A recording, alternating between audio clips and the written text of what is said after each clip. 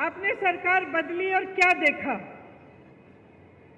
कि जो स्कीमें आपके लिए अशोक जी ने शुरू की थी, जो 25 लाख की बीमा की स्वास्थ्य बीमा की स्कीम थी, उसको क्या हुआ? कौन बताएगा? बंद हो गई। आपको 25 लाख तक मुफ्त स्वास्थ्य की सुविधाएं मिल रही थी। आज क्या हालात है? आज मिल रही हैं? नहीं मिल रही हैं। आपको जो तमाम सुविधाएं मिल रही थी, आज लगभग उनको बंद किया गया है। और ये इसलिए है कि जो सरकार आपने अब चुनी है अपने प्रदेश में, वो सरकार आपके हित के लिए काम नहीं कर रही है। अब अगला चुनाव आया है, देश का, पूरे देश का चुनाव है, तो सोच समझ के अपना वोट दीजिएगा। आपने खुद अपने प्रदेश में देखा है कि जो आपके लिए अच्छा हो रहा था वो बंद कर दिया गया है। तो क्या पूरे देश में आप ऐसा चाहते हैं? तो ये तय करने का समय है कि आप चाहते क्या हैं। आजकल चुनाव के समय एक अजीब सा माहौल बन गया है। आपने देखा होगा, आपके ध्यान को भटकाने वाली सारी बातें हो रही हैं। बड़े बड़े प्रचार हो रहे हैं, अजीब सी बहकी बहकी बातें हो रही हैं। आपने सुना होगा, प्रधानमंत्री जी के भाषण सुने होंगे, कहाँ कहाँ की बातें करते हैं। अभी राजस्थान आए तो अपने भाषण में कह डाले कि आपके जन जन के आराध्य बाबा रामदेव साहब, उनका जन्म कश्मीर में हुआ।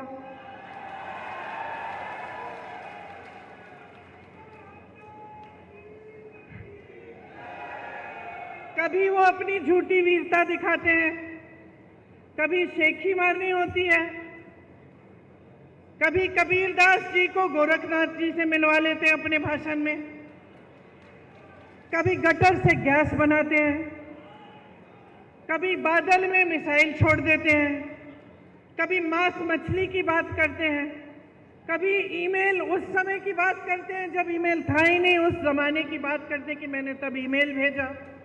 कभी हवा में उड़ते हैं तो कभी समुंदर के नीचे चले जाते हैं। मैं आपसे एक सीधी सी बात पूछना चाहती हूँ, बहनों और भाइयों, आप दूर दूर से यहाँ आए हो एक नेता की बात सुनने के लिए। इन बातों से आपके जीवन का क्या मतलब है, बताइए? कोई मतलब है? मेरी बहनें यहाँ बैठी हैं, सबसे बड़ी आपकी समस्या आज क्या है? क्या है? महंगाई है। मुझे लगता है कि कुछ हो गया है मोदी जी को, समझ नहीं पा रहे हैं। क्या होता है ना, कई बार इतनी सत्ता हो जाती है कि लोग सच्चाई बताते ही नहीं हैं। घिर जाता है इंसान, चाहे उसके संघर्ष की कुछ भी उसका अनुभव होता है, लेकिन जब सत्ता इतनी हो जाती है लोग डरते हैं, अधिकारी डरते हैं, जो साथ में काम करते हैं वो डरते हैं कि असलियत ना बताएं, तो वो इंसान कट जाता है जनता से। और मुझे सचमुच लगता है कि मोदी जी कट चुके हैं देश की जनता से। कैसी कैसी बातें कर रहे हैं, जब आपकी समस्याएं सीधी सीधी महंगाई, बेरोजगारी सबसे बड़ी समस्याएं। 10 सालों में आप बताइए मुझे, महंगाई घटी है? बेरोजगारी बढ़ी है कि नहीं? बढ़ी है ना? आपको मालूम है बहनों, आज 45 साल में सबसे ज्यादा बेरोजगारी ये देश देख रहा है। किसकी बदौलत? मोदी जी की 10 साल की सरकार रही है। आज कह रहे हैं कि सिलेंडर को 400 में बिकवाएंगे, तो पिछले इतने सालों से 1200 में क्यों खरीदवाया? मेरी बहनें सिलेंडर भर नहीं पा रही थी, तब कहाँ थे मोदी जी? चुनाव नहीं था ना बहनें, इसलिए चुनाव नहीं था। अब चुनाव आ रहा है तो सिलेंडर का दाम घट रहा है, चुनाव आ रहा है तो महंगाई घटाने की कोशिश हो रही है। नहीं तो अब तक पेट्रोल डीजल के दाम क्या थे? नहीं तो अब तक आप अगर दुकान जाती हैं, आजकल नवरात्रि का समय है, त्योहार का समय है, आप दुकान जाती हैं अपने बच्चों के लिए कपड़े खरीदने के लिए, अच्छे अच्छे कपड़े पहनेंगे इस समय, या कुछ खरीद और जूते खरीदने के लिए, या फिर सब्जी भाजी खरीदने के लिए अगर आप दुकान जाती हैं तो क्या होता है? घबराहट होती है कि नहीं कि आधी चीज़ें खरीद नहीं पा रही हैं? मुश्किल से आप पैसा इकट्ठा करती हैं। जब कोई बीमार होता है घर में तो इलाज के समय क्या होता है? जमीन बेच देते हैं, अपनी जमीन बेच देते हैं। बच्चों की शादी करानी पड़ती है तो क्या करते हैं? कर्ज लेते हैं। तो जब ये है आपकी स्थिति, जब आपका जीवन हर रोज आप संघर्ष कर रहे हैं, चाहे मेरी बहनें हों, चाहे मेरे भाई हों जो खेती का काम करते हैं, आप बताइए खेती में जो जो सामान आप इस्तेमाल करते हैं वो महंगे हुए हैं कि नहीं? पेट्रोल डीजल तो छोड़िए, लेकिन हर चीज पे आपको जीएसटी देनी पड़ती है कि नहीं? उससे क्या हुआ? आपकी मुश्किलें बढ़ी हैं। किसानी में से जो नौकरियां, जो रोजगार मिलते थे वो बंद हो रहे हैं क्योंकि खेती से कमाई नहीं हो रही है। जो सामान आपको इस्तेमाल करने होते हैं, चाहे खाद हो चाहे कुछ भी हो, उस पर जीएसटी भर भर के आपकी कमर तोड़ी जा रही है। महंगाई से आप जूझ रहे हैं, आपकी कोई सुनवाई नहीं है। ऐसे कानून लाए थे ये लोग कि सिर्फ बड़े बड़े अरबपतियों के फायदे के कानून। जब किसानों ने आंदोलन किया, दिल्ली में गए, महीनों के लिए सर्दी में बैठे, प्रधानमंत्री जी का घर कुछ किलोमीटर दूर था, प्रधानमंत्री मोदी जी निकले ही नहीं, बात नहीं की, सुनवाई तक नहीं की। ये नहीं सोचा कि लाखों किसान महीनों से सर्दी में बैठे हैं, उनकी कम से कम हम बात सुन लें। फिर क्या हुआ? उस समय उत्तर प्रदेश का चुनाव आ रहा था, उत्तर प्रदेश का चुनाव आ रहा था, किसान बैठे हुए थे बाहर दिल्ली के, महीने बीत गए, किसी ने पूछा नहीं। जैसे ही चुनाव आने लगा, मोदी जी ने काले कानून रद्द कर दिए। तो आप नीति समझिए और नियत समझिए। इनकी नियत ठीक नहीं है। इनकी नीतियां सिर्फ बड़े बड़े अरबपतियों के लिए हैं। आपने अभी कहा जमीन बेचते हैं अगर जरूरत पड़ती है। आपने कहा किसी की शादी होती है, जमीन बेचनी पड़ती है या कर्ज लेना पड़ता है। आपने देखा होगा कुछ दिनों पहले एक बड़े अरबपति के बेटे की शादी हुई। आपने देखा होगा कि किस धूमधाम से शादी की। ठीक है, बुरी बात नहीं है, जिसको जैसा करना है करे, लेकिन आपने कभी सोचा है कि इतना पैसा कहां से आ रहा है? इतना पैसा कहां से आ रहा है? इतना पैसा इसलिए है इन लोगों के पास क्योंकि मोदी जी ने इनके कर्ज माफ किए हैं। 16,000 करोड़ रुपए के इनके कर्ज माफ किए हैं। अब आप सोचिए, 16,000 रुपए का कर्ज था, माफ किया गया, और जो किसान सड़क पे बैठा हुआ अपना हक मांग रहा था, जो किसान 10,000 रुपए के लिए आत्महत्या कर रहा है, जो किसान कर्ज में डूब रहा है, उसका कर्ज माफ करने की बात ही नहीं।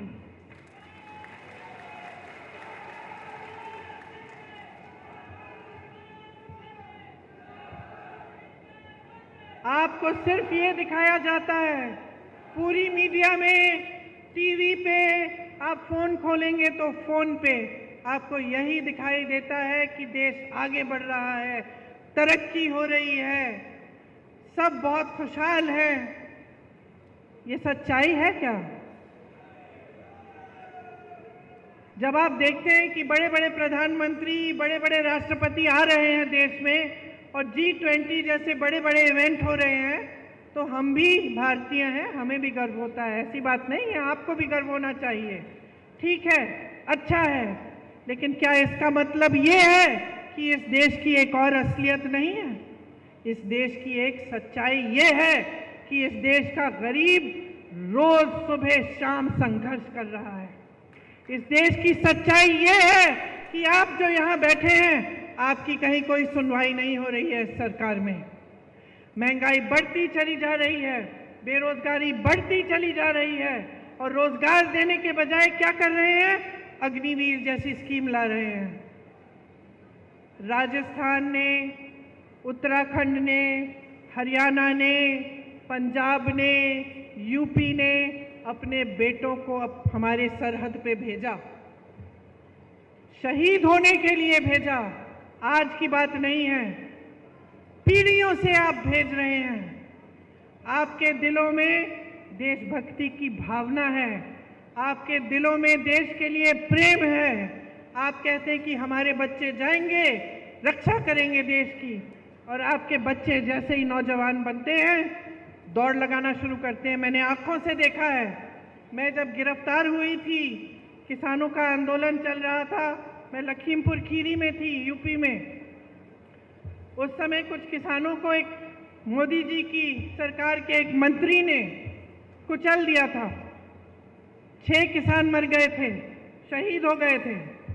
मंत्री के बेटे ने, शायद मंत्री ने जीप के टायर के नीचे कुचल डाला था। हम उन्हें मिलने जा रहे थे। उस समय पुलिस हमारे पीछे पीछे थी और हमें पकड़ने के लिए आई कि आपको गिरफ्तार करना, आप नहीं जा सकते, क्योंकि हम चाहते थे कि हम उनके परिवारों से मिलें।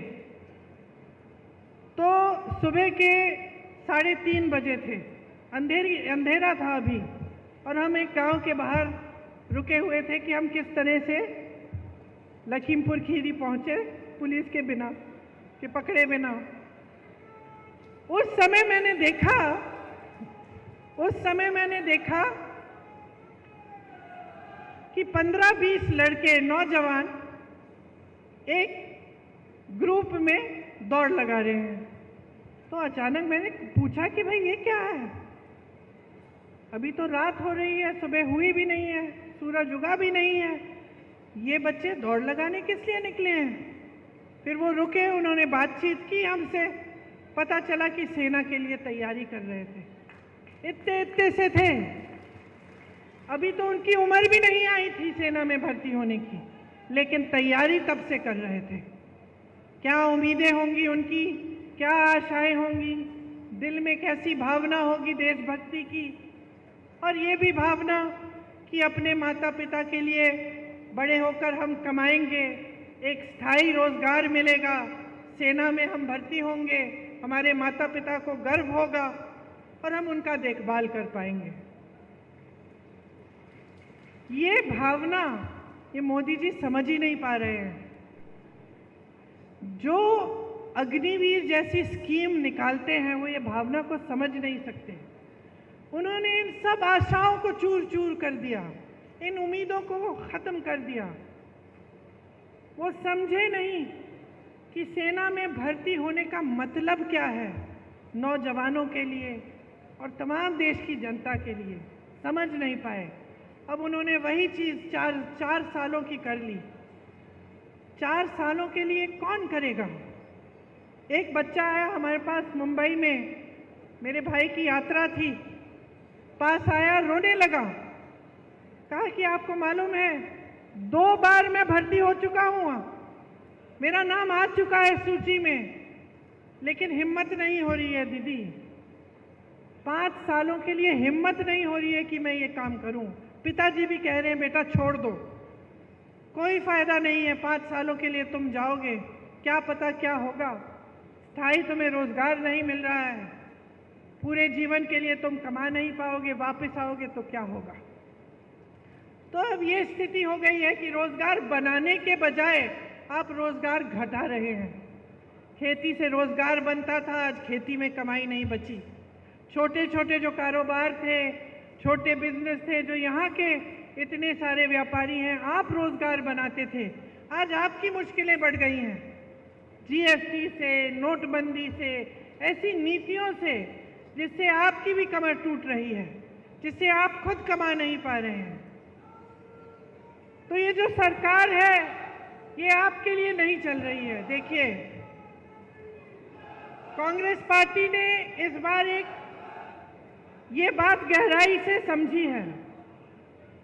हम इस बात को समझे हैं कि पिछले 10 सालों के लिए मेरी बहनें आपके साथ अन्याय हो रहा है, मेरे भाई आपके साथ अन्याय हो रहा है, किसानों के साथ अन्याय हो रहा है, नौजवानों के साथ अन्याय हो रहा है, बहनें आपके साथ अन्याय हो रहा है।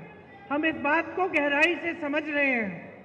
इसीलिए हम चाहते हैं कि हम ऐसी चीज़ें लाएं इस देश में जो आपको मजबूत बनाएं। जिस तरह से बड़े बड़े उद्योगपतियों के लोन माफ हो रहे हैं, जिस तरह से देश की पूरी संपत्ति इनको दी जा रही है, हवाई अड्डे इनके हो गए हैं, बड़े बड़े कारखाने इनके हो गए हैं जितने सरकारी थे जहां से रोजगार मिलते थे, बंदरगाह इनके हो गए हैं। हम चाहते हैं कि ये सारी संपत्ति वापस आपके हाथों में आए, क्योंकि बहुत संघर्ष हो गया है और आप झूठों के बहुत शिकार हो गए हैं। आपको सिर्फ झूठ ही झूठ बताया जाता है, सच्चाई आपके सामने रखी ही नहीं जाती। हमारी इच्छा है और हमने ये घोषणा की है कि केंद्र में जो 30 लाख रोजगार खाली पड़े हुए हैं उन्हें हम भरेंगे। अगर एक नौजवान स्नातक पास होता है और उसको नौकरी नहीं मिल रही है, हम उसको अप्रेंटिसशिप के तौर पे, जैसे जो अमीर लोग होते हैं उनके बच्चे पढ़ाई करते हैं, उसके बाद उनको 1 साल के लिए किसी के में जॉब लगा देते हैं, 1 साल के लिए उनको थोड़ा बहुत पैसा कमा लेते हैं और वो सीख भी लेते हैं। लेकिन गरीबों के लिए ये मौका नहीं मिलता। तो हमने कहा है कि हम आपके लिए ये मौका बनाएंगे। जो बच्चे स्नातक पास हैं उनको 1 लाख रुपए मिलेंगे अप्रेंटिसशिप करने के लिए। जो गिग इकोनॉमी में काम करते हैं, मतलब जो डिलीवरी के होते हैं, डिलीवरी स्कूटर पे डिलीवरी करते हैं या इस तरह के काम करते हैं, उनकी आजकल सामाजिक सुरक्षा नहीं है। हम उनको सामाजिक सुरक्षा देंगे। 5,000 करोड़ का हम एक फंड बनाएंगे जो सिर्फ नौजवानों के लिए होगा। आप ताली बजा रहे हैं, नौजवान हैं, अगर आप एक छोटा सा अपना कारोबार शुरू करना चाहेंगे, एक स्टार्टअप बनाना चाहेंगे, अपना छोटा बिजनेस, तो इस फंड से आपको पैसे मिलेंगे।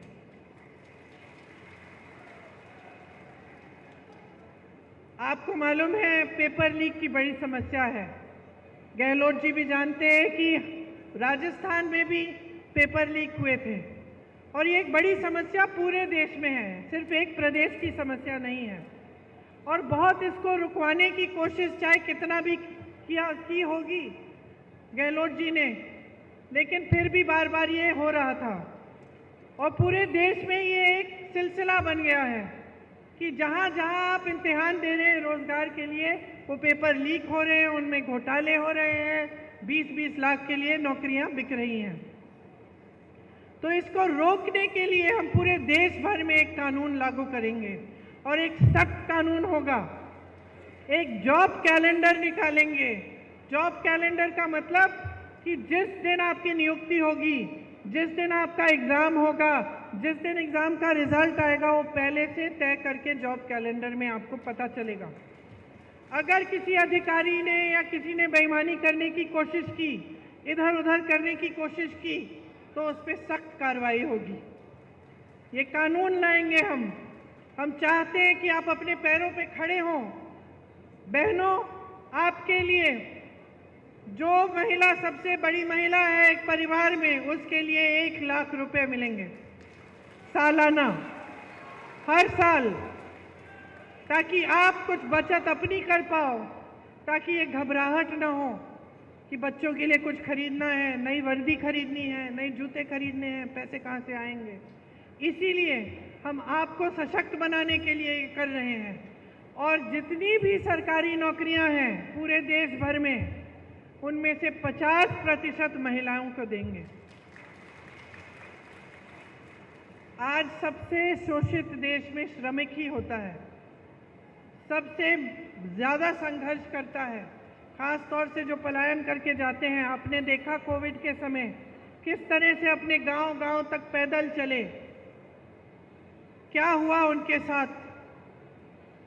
उनके साथ जैसे मैंने कहा, सुरक्षा नहीं होती है, वेतन भी जो जी चाहे वो दे देते हैं जो ठेकेदार होते हैं। तो हम चाहते हैं कि खास श्रमिकों के लिए स्वास्थ्य का अधिकार हम कानूनी गारंटी बनाएंगे। ताकि जांच से इलाज तक पूरी सेहत और देखभाल उनको मुफ्त में मिलेगी। राष्ट्रीय न्यूनतम मजदूरी हम तय करना चाहते हैं ताकि आपको 400 रुपए प्रतिदिन के कम से कम कोई नहीं दे पाएगा। और जो शहरी क्षेत्रों के लिए, जैसे हमने यहाँ गांव के क्षेत्रों में रोजगार की गारंटी दी, आपको मालूम होगा मनरेगा कांग्रेस ने शुरू किया था, उससे 100 दिन का जो रोजगार था वो आपको गारंटी मिलता था। ये अलग बात है कि मोदी जी ने उसको भी कमजोर करने की कोशिश की। शहरों में भी आपको इस तरह की रोजगार की गारंटी कांग्रेस पार्टी देना चाहती है और दे के दिखाएगी। मैंने अग्निवीर की बात की। अग्निवीर की जो स्कीम है उसको पूरी तरह से हम रद्द करवाएंगे। जैसे पहले सेना में आप जाते थे मान सम्मान के साथ आजीवन काम करने के लिए, देश की सुरक्षा के लिए, वैसे आप फिर से जाएंगे। देखिए, मैंने किसानों की बात की। मैंने आपसे बताया कि जीएसटी आपके जो खेती के सामान है उस पर हम रद्द कराएंगे, कि एमएसपी आपको एक कानूनी आपका अधिकार बनेगा, कानून बनेगा कि आपको एमएसपी मिलना है। और जो आपका नुकसान होता है जब आपदा आती है, आपको उसका भुगतान अभी तक मिलता नहीं है।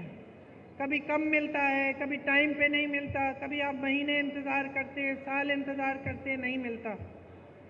तो हम ऐसे नुकसान के भुगतान के लिए हम 30 दिनों की सीमा रखेंगे। 30 दिनों के अंदर अंदर पूरा भुगतान होगा। एक नई कृषि की आयात निर्यात की हम नीति लाएंगे। जो भूमिहीन है उनको ज़मीन वितरित करेंगे। ये सारी स्कीमें हम आपके लिए लाना चाहते हैं। अब आप जानते ही हैं कि यहाँ राजस्थान की सरकार थी तो आपके लिए कितने काम किए। आप जानते हैं कि कांग्रेस पार्टी ने जहाँ जहाँ गारंटी दी है वहाँ आज भी ये चीज़ें लागू हैं। हमने कहा था ओपीएस आप ओपीएस होगा, कर्नाटका में ओपीएस मिल रहा है, हिमाचल में मिल रहा है, छत्तीसगढ़ में जब हमारी सरकार थी मिल रहा था वहाँ पे। हमने कहा था महिलाओं को प्रति माह 2000 रुपये देंगे, कर्नाटका में आज मिल रहा है। हमने यही हिमाचल में कहा था कि 1500 रुपये प्रति माह मिलेगा, मिलना शुरू हो गया है। तो जो बातें हमने की हैं वो हमने करके दिखाई हैं।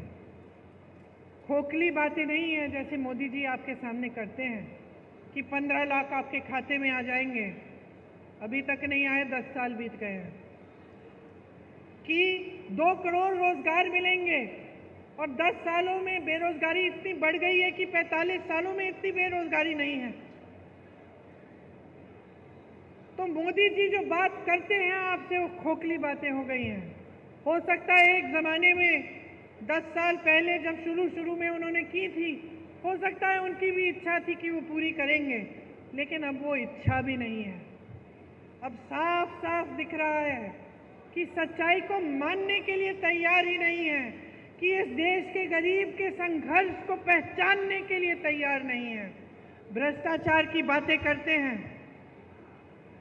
शायद इस देश के इतिहास में पहली बार ऐसा हुआ होगा कि दो मुख्यमंत्रियों को जेल में डाल दिया भ्रष्टाचार के बहाने। सारे जितने भी विपक्ष के नेता हैं सब पे ईडी, सीबीआई, इनकम टैक्स एजेंसियां इतना दबाव डाल दिया भ्रष्टाचार कह के, और जब चाहते हैं कि कोई उनकी पार्टी में आ जाए तो अचानक वो भ्रष्टाचार की बातें खत्म हो जाती हैं। वही लोग जिनके खिलाफ ये आरोप लगाते हैं, मोदी जी मंच पे खड़े होकर कहते हैं कि ये हजारों करोड़ का घोटाला किया इन्होंने, वही लोग जिस दिन मोदी जी की पार्टी में शामिल हो जाते हैं उस दिन मोदी जी ये सब बोलना बंद करते हैं, केस धुल जाते हैं, भ्रष्ट नहीं रहते, वही लोग पाक हो जाते हैं।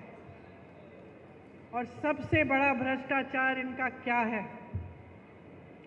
सबसे बड़ा भ्रष्टाचार आज सामने आया है जब सुप्रीम कोर्ट ने कहा कि जिसने किसी भी राजनीतिक दल को चंदा दिया है उसकी सूची निकाल के हमें दीजिए। तो क्या हुआ, पहले तो सूची मिली नहीं इनको, फिर जब फिर से कोर्ट ने बोला कि नहीं सूची दिखाइए हमें, तो सूची निकली और सूची में पता चला कि मोदी जी ने जितने भी भ्रष्ट व्यापारी हैं उनसे तो चंदा ली ही। वो जो पुल गिरा था गुजरात में, उससे, जिसने वो पुल बनाया उससे चंदा ली। आप सोच सकते हैं कि ये जो कोविड की जो टीका लगा, आपको जो वैक्सीन लगी, उसको लगाने वाले से भी चंदा ली मोदी जी ने। सबसे ज्यादा चंदा मोदी जी ने ली। जो लॉटरी चलाते हैं उनसे भी ली, किसी को नहीं छोड़ा। सबसे या तो सबको ठेका दिया या किसी की पे एजेंसी लगा दी, चंदा ली, एजेंसी हटा दी। किसी को ठेका दे दिया कि तुम पुल बनाओ, तुम सुरंग बनाओ, तुम सड़क बनाओ, उसके लिए चंदा ले ली। तो इससे बड़ा भ्रष्टाचार कौन सा है? इससे बड़ा भ्रष्टाचार क्या है कि हजारों करोड़ रुपए आपने इस तरह से अन्य लोगों से ली। तो भ्रष्टाचार की जो बातें हैं वो भी इनकी खोखली हैं। कहते हैं यहाँ आकर कि मैं अकेला भ्रष्टाचार से लड़ रहा हूँ, पब्लिक से समर्थन मांगते हैं। सच्चाई नहीं है, भ्रष्टाचार से नहीं लड़ रहे हैं। ये सिर्फ विपक्षी दलों का मुंह बंद करना चाहते हैं। किसी भी बहाने किसी का घर ले लिया, किसी पे केस डाल दिया, किसी को जेल में डाल दिया। लेकिन मैं आपसे कहना चाहती हूँ कि हम डरने वाले नहीं हैं।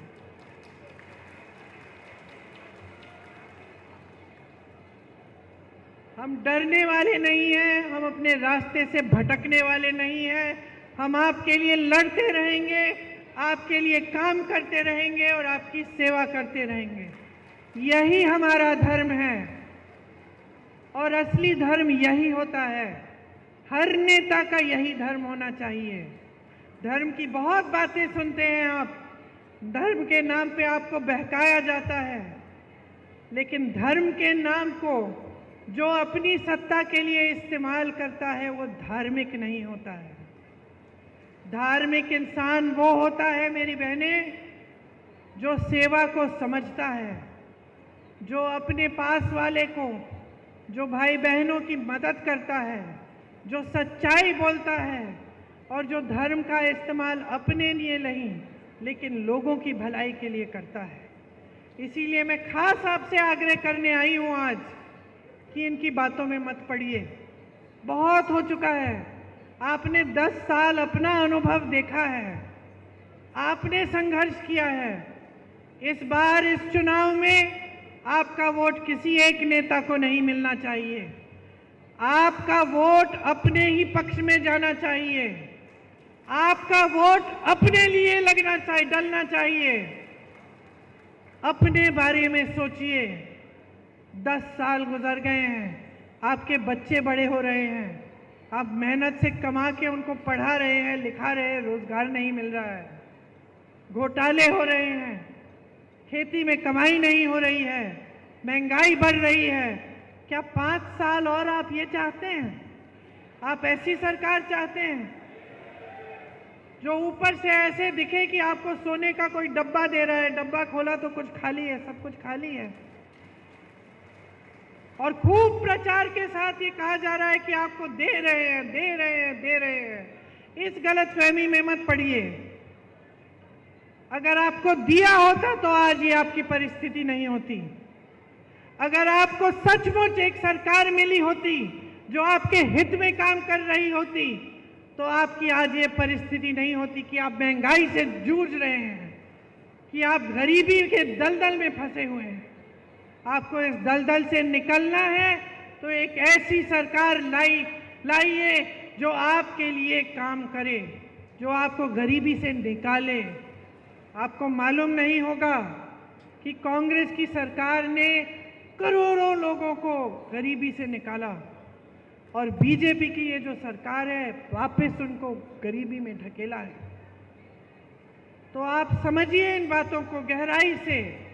मेरी तो यही आग्रह है कि ध्यान से आप हर चीज को समझिए, अपने जीवन को देखिए। तरक्की आई नहीं आई, तरक्की नहीं आई है 10 सालों में तो फिर से ये सरकार मत लाइए, क्योंकि कुछ बदलेगा नहीं। अगर आप बदलाव लाना चाहते हैं, अपने देश को सचमुच आगे बढ़ाना चाहते हैं, तो सबसे पहले आपको खुद आगे बढ़ना पड़ेगा। अगर आप अपने पैरों पे खड़े नहीं होंगे तो ये देश किसी G20 से, बड़े बड़े इवेंटों से आगे नहीं बढ़ सकता। इस देश का गरीब जब सक्षम होगा, इस देश का एक एक नौजवान जब अपने पैरों पे खड़ा होगा, जब एक एक महिला पढ़ी लिखी होगी, जब उसको भी रोजगार मिलेगा, जब देश का किसान गर्व से कह पाएगा कि आज मैंने इतना कमाया अपनी खेती से, अपने बच्चों की भूख मिटाई है अपनी खेती से, तभी ये देश सक्षम होगा, तभी ये देश आगे बढ़ पाएगा।